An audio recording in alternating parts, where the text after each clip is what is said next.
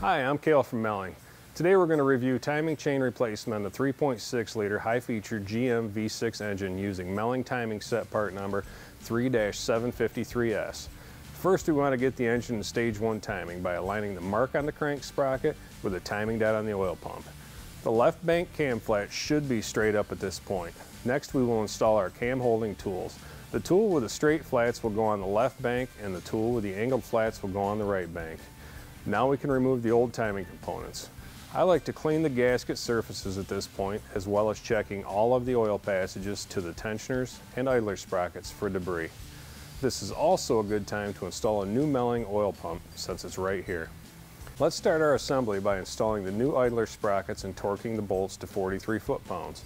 Now we can install the left bank secondary timing chain by lining up the colored links with the timing marks marked L on the cam sprockets and the hole in the idler sprocket.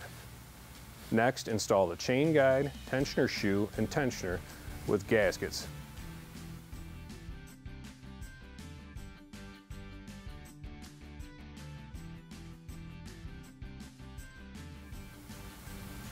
Torque all bolts to 18 foot-pounds and release the tensioner. Next, we will install the primary timing chain by aligning the colored link with the timing mark on the crank and the idler sprockets.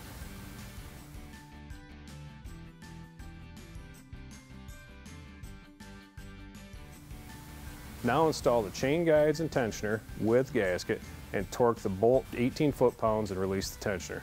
At this point, some service procedures will recommend putting the engine in stage 2 timing. I find it much quicker and easier to leave the engine in stage 1 timing, as all of the right bank timing marks are accessible in stage 1 timing. Now we can install the right bank secondary timing chain by aligning the colored links with the timing marks marked R on the cam sprockets and the hole in the idler sprocket.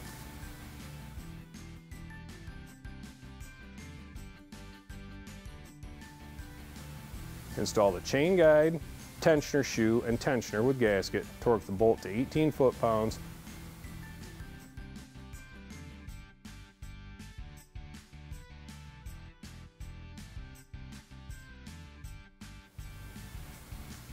And release the tensioner. At this point, I like to go back and verify all the timing marks are still aligned and that the tensioners are released.